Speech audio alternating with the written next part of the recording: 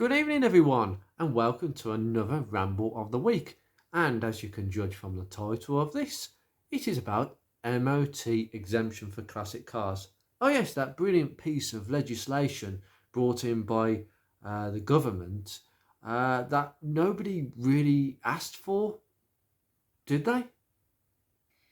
That piece of legislation that requires that, 40-year-old cars that are re-registered as historic vehicles from private vehicles are exempt from the MOT test and exempt from tax. Free tax. I think that's the best bit about it. Absolutely fantastic.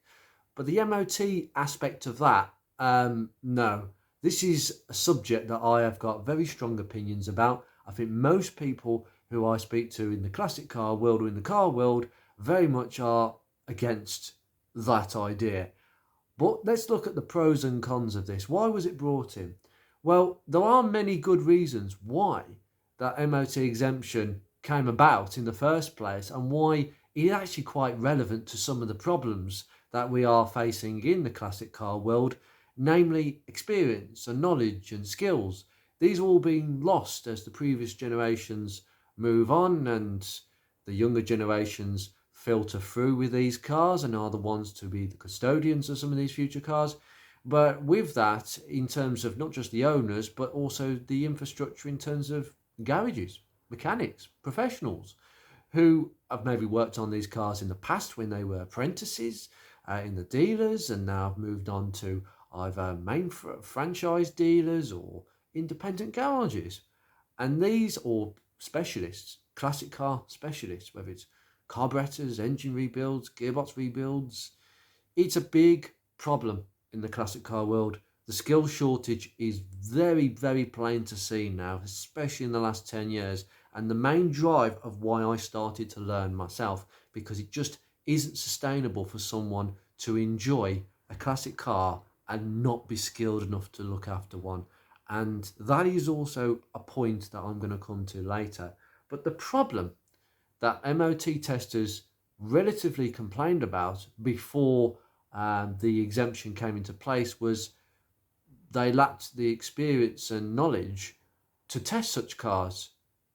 These cars have weird buttons or don't have many features to them, and often it's to the frustration of the MOT tester when they can't find a hazard warning switch. It doesn't have one, this car, it's too old. And I've had one particular car without that hazard warning switch. It's just something of a given. These features like fog lights and hazard warning switches, electric mirror adjustment, they don't exist on these cars. And you would think that that would make the testing easier. It's simple because the car is simple, so the test must be simpler. No. It just makes it more complicated for testers to find these things. Now, if you have an MOT tester that does it by the book, and there are many testers who do it by the book, because otherwise if they don't, you could have a surprise visit from Vosa posing as a customer. You don't want that situation, do you? So a lot of testers do their due diligence and to the letter of the law. And that means they have to follow each item as the process takes them. And trying to find things and not find things is a bit frustrating. Also, the lack of knowledge is also quite systemic. How many people do you know that have got a car from sort of pre-CAT sort of time, so sort of late 80s, early 90s cars, but were pre-CAT? So you have two variations here. You've actually got three variations. Cars manufactured before 1975, the emissions is based on a smoke test. Does it emit enough smoke? It's a visual test. And if there's too much, it's a fail. But often that testers will probably turn a blind eye because of the age of the vehicle these days. I mean, we're talking about 48-year-old cars or 49-year-old cars this year. But then between 1975 and 1992, this is what we call sort of pre-CAT generation of cars, especially in the UK. So before 1992, you could have a car without a catalytic converter. Most likely, your car will emit somewhere between 1% and 3.5% CO2. Project Ruby is supposed to be tuned in the carburetor department to 1.5% CO2 coming out the backside. That is huge. That's a huge amount. Because if you have a CAT car after 1992, your emissions test is a lot stricter, like we all know. because most of us have modern cars, be it after 1992. I hope so anyway. Wow, saying that, 1992 was 32 years ago now. Absolutely ridiculous. Makes me feel old. And these cars have emissions CO2 limit of 0.20. That is ridiculous. So Ruby is a very dirty car, like a lot of pre-cat cars. How many pre-cat cars, though, have gone in for an MOT and failed the emissions because the tester has actually put it through a cat test? Oh, it's not obviously going to pass at 1.5% CO2. Obviously not. That is where the MOT tester knowledge is a bit varied and a bit scatty at times. And that is the drawback. It's the frustration of the customer as well. And I'm to argue the toss. Because imagine if you actually, as the owner of that car, didn't actually know the rules yourself. That would be a bit of a shock. So again, there are many reasons why classic cars is a frustrating subject trying to MOT a classic car, because the knowledge just isn't there. I mean, I wouldn't want to take an old Rover P6 to Halfords to do an MOT. I think there'd be half a chance of them failing something that actually is kind of endemically a design flaw of the car, and there needs to be that kind of knowledge that at the moment doesn't exist, and back then it was difficult to rely on. And also, classic cars as a rule are driven less on the roads, maybe 1,000 miles, maybe 1,500 miles, but I can't imagine 40-year-old classic cars, well, plus driving that many miles. I know there's an emphasis on using them while we can enjoy them, but I don't think it's possible. You know, these cars are classics for a reason. They're cars that are owned by people because they want to own that car, not because it's reliable or economical or in any sense financially a good exercise. Classic cars are classic cars. What defines for me a classic car is, and this is something I missed out in a very recent video, is a car that someone owns despite all its flaws in terms of how much it costs, to how reliable it is, to everything about it that just doesn't make sense to other people. That is what a classic car is. And for that many reasons, they're not driven much at all. The reliability does get in the way. The lack of technological advances, the ignition and carburation department, the fuel system, does make things a little bit more difficult to get them out and about without having too many problems that you need to deal with without ignoring them.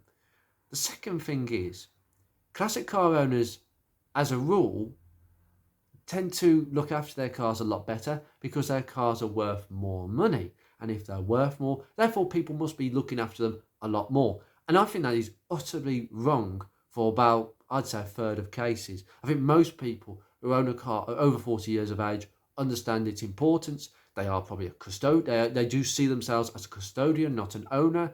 They've put the repairs in when the car needs it. Sometimes there are stumbling blocks. Life gets in the way. The car gets left for a few years, but they eventually get the motivation and come back. It's not always the case, but there is a massive feature of putting the love for a car and spending the money on it and making it as good a car as they can. Therefore, more chance of being roadworthy. There are classic cars over the 40 years of age that are probably more roadworthy than 2 or 3-year-old cars at the moment.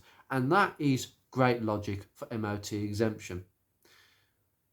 But really, for me, the professional reason, the lack of skills in the garages to test them properly, and the lack of use, but the high amount of care they get. Classic cars receive the highest amount of care for the lowest amount of miles. And that's another reason why classic cars is just a fantastic world. And the people that own them are amazing people when they do look after them. Because you're essentially saying, I want to own this car and spend absolutely loads of money on it, like I'm doing with Ruby, but it's not really going to give me a lot back in terms of miles. And I know this, but I'm still going to do it. And that describes my relationship with Ruby at the moment. That is purely what classic cars are about. But anyway, those are where the pros stop. The cons, there's plenty of them. But the main real one is this. I think I gave the example ages ago that at the Festival of the Unexceptional, there was a Ford Fiesta Mark II Gear. I think it was an E-Reg 1987, 1988, possibly F-E-Reg, maybe E-Reg more or less. And the fact is, an E-Reg Fiesta, E-Reg Fords are very rare in the UK because there was a bit of a mix between the paint finishes going towards a water-based paint finish back in them days. And a lot of E-Reg Fords don't exist because of rot. They were horrendous, apparently. And this one survives. It's absolutely mint. 7,000 miles, absolutely stonking condition, owned by an older owner. Very, I'll just say experienced, but not experienced, as I'm going to say in a second, because I'm looking around his car and in an absolute amazement, like a lot of people, I was looking at the tyres. I couldn't believe it. The tyres looked okay. There's no bulges, plenty of tread. But do you know how old those tyres were? We couldn't read a date stamp. I mean, this is pre-date stamp era. Couldn't find a date stamp. I looked and looked on all the tyres, all four of them. They were all changed at the same time. Michelin's. Don't get me wrong, old tyres are made of something else. They were really designed to last. And I could comfortably say maybe 10 to 15 years on a pair of old Michelin's from the 80s, 90s, maybe the 2000s. Yeah, fantastic, but no, not 25. That's dangerous. He drove on the motorway to get to that show. I can't believe it. He could have killed himself, the car, and other people. And that is utterly dangerous. And I asked him about the tyres, and I questioned him and said, I think you need to change these tyres. They are ancient. They are way too old. He said, oh, so how old are my tyres then? Well, I can't tell how old these tyres are. They don't have a date stamp. He said, well, when did they start putting date stamps on them? Oh, probably 2001. Oh, I didn't know that. Sorry, this guy owns a classic car. Well, this isn't a 40-year-old classic, but it will be in a couple of years. This is the thing. And that guy, that owner, that custodian, did not understand that that was kind of an important safety aspect. You can't have tyres that old that are the only thing that keeps contact between the car and the road at high speed. Probably it was pootling along at 55, 60 miles an hour knowing. I just couldn't believe it. My eyes dropped out my head. My friend was standing right next to me. He knows the story as well if he's watching this. And it just smacked on that example there that people don't know what they're looking at. There are people that own classic cars who haven't got a sodding clue. And these people are such a danger to themselves. You imagine giving that person, oh yeah, sorry, well this has already happened. Because MOT exemption has given people with that thought processing, that lack of skill, lack of thought, the license that you don't need to take your car for an MOT, that your decision that if you think your car is safe for the road, if you think your 40-year-old plus classic is safe for the road, that you don't need to present it for an MOT. And you have given people like that ammunition. I'm sorry. I'm sorry. All fairness to him, a lovely chap, but it's wrong. You cannot give people that decision. I'm afraid I'm all for people having freedom, and I'm afraid it could be a very long-winded story about the amount of control that our government somewhat has over our everyday beings. That is a story in itself, and we love to have freedom. That's what cars give us. But given that amount of freedom, for somebody to make that decision that their car is roadworthy when they cannot judge how old the tyres are, that is blasphemy. It's an outrage. It should never ever have been put in people's hands. As soon as you put decisions like that in people's hands, people get killed. And I have no doubts that this MOT exemption scheme has ended up with accidents. Whether it's been fatal, I don't know. Possibly. But they've probably been hidden away somewhere out of the press. But if there was an accident, if there was a classic car that was involved in an accident involving, let's say, a celebrity, someone of note, and imagine the press getting hold of that. That's it. That'll be MOT exemption gone. For every owner that actually does look after their cars and will probably use the MOT exemption for a couple of different reasons. One, they probably would continue in MOTing their Classic, but they're ill or their project car is stalled, but they need to get the car out occasionally just to keep it running. But, the MOT ran out 12 months ago, but they don't need one anyway. So they're just running it around the block just to get it some legs. That MOT exemption allows them to get it on the road just for a short journey, just to get the car working while the problems of their life are, being solved or, work in progress. No one's life is perfect. We all have to work at our own, whatever we want to do with our lives. And I think that's a good example to give.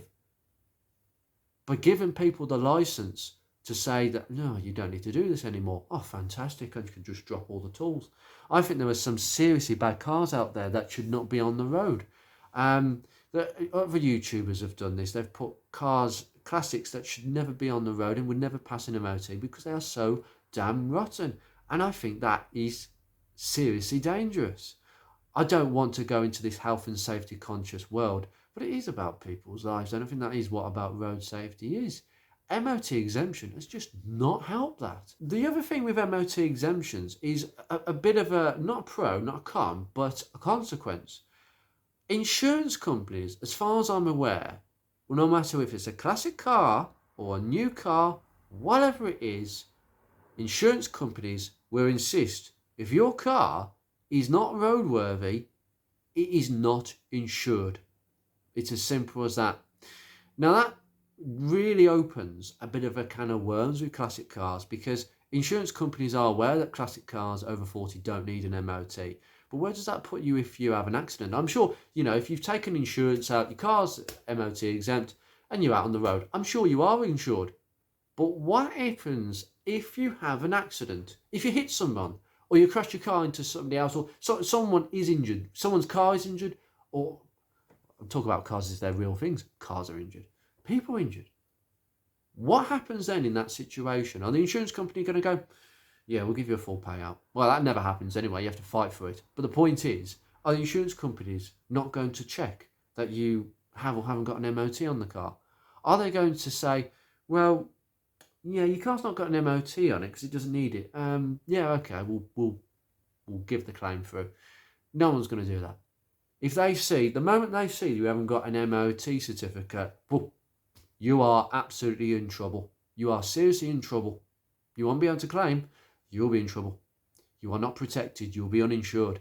And that could leave you into a legal can of worms.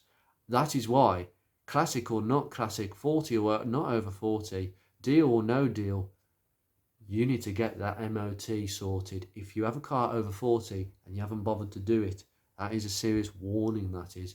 And I don't think your insurance company will be very happy, especially if you have agreed valued insurance. I'm pretty sure no classic car insurer who has agreed that with you would agree for you not MOT in your classic. So once again, MOT exemption is a classic scenario of legislation not meeting the real world. Oh, where have we heard that? Well, I'll blame the Tories. No, don't blame the Tories. Just blame the government in general and the voters and the people that somehow within the Federation of Historical Vehicle Movement, I can't remember the name completely, these people obviously knew people in government who could push such legislation. I have no idea what was going through their heads, and they should put their heads into shame because for that reason the classic cars on the roads are less safe. Their occupants are less safe because there are things that you might miss on your car. There are things that I've missed on my car.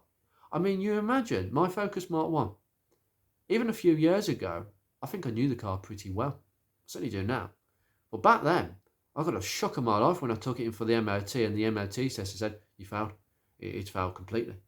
Because the rear brake pipes that go above the tank, they are thin. They are corroded. They need cutting out. They are not going to pass. They are as thin as anything. They're going to burst. And I didn't believe him. I said, look, could you get the car on the ramp for me? I need to see this with my own eyes. And I said it as politely as possible, and he knew that I was being polite. He put it on the ramps, showed me with a torch. I could not have possibly seen that on the driveway. And that's the thing with Mark 1s. You have to watch those rear brake pipes above the tank. They are a serious problem. And that is a classic example of how somebody could think, like me at the time, oh, my car should pass the MOT. And then you get the shock. And that is things, it's things underneath. It's ball joints, it's brake pipes, it's brakes, it's things you can't see. It's that fuel hose that's starting to be eaten by E5, E10, which is a thing on classic cars because classic cars generally have just rubber fuel hoses, don't have any reinforced fuel hoses because it's a low pressure carburetor system with a mechanical pump most of the time. Even the electric pumps in some British Leyland cars and Mercedes from the 60s, 70s, they are low pressure electric fuel pumps compared with what is now custom today. So there's so many things you could miss. And if you think you know your car, think again. Now, I actually do know my cars a lot. Well, I know my cars at the time that I rebuilt them. I know Beatrix on the time I rebuilt them. But that's not to say that things could deteriorate. And I just don't miss because I rushed a job or I didn't have enough time and I just poked my head under and I thought, yeah, that's good enough. And sometimes it's just not good enough. And to give people the power to make a judgment that they're not entitled to make, quite frankly, it should always be independent. It should always be done with a fresh set of eyes, a fresh perspective. But there is nothing better than taking your classic for an MOT and it passes every time because it justifies your work and your love that you've done for your car. And you can honestly say, fantastic. That makes me feel relaxed and confident at the classic I've driven. There's no better feeling than that. And even though I'm confident of my own abilities, like many people who are very competent at working on cars, there's nothing better than having somebody else tell you that, some professional who looks at cars day in, day out, more than I ever would. So, MOT exemption, it is a case of the government legislation not meeting the real world problems, particularly in the classic car world. There is an argument to be said that MOT garages are, well, there's not as many of them and there are more cars, so therefore getting an MOT is more difficult than it used to be, and therefore you are easing the burden. But I don't understand how easing the burden of the classic car population in the UK, probably over 40 years of age, is probably something like 0.12, something like that. It is minute. It is not going to make a difference if there are supply and demand issues with MOT testing because we've got too many cars and not enough garages these days. That's not going to be affected by classic cars. And in a sense, I wonder how much of that 0.12% of classic cars that exist in the UK are actually still MOT'd because their owners recognise exactly what I've just said and think, this is wrong, I'm still going to get another opinion, I want that ticket. You have protected yourself against insurance issues, you have protected the car, you've protected yourself and other occupants and other people. It's as simple as that. You are doing such a service. And that is the end of the line when it comes to MOT exemptions. They are a shockingly bad idea. It was someone's idiotic idea to even enforce it. And it should never be a choice, despite the pros, the issues that are faced with lack of skills with MOT testers. But I'm sure it's all correctable. But it's like someone didn't really want the time to, well, someone in government decided that we can't be bothered to sort those problems out. Let's just give those people free rein. I like freedom, but that's not freedom. That's a different kind of, it's actually it's not even freedom. It's actually almost, it's an unfreedom because you actually put yourself into more trouble than actually it's worth.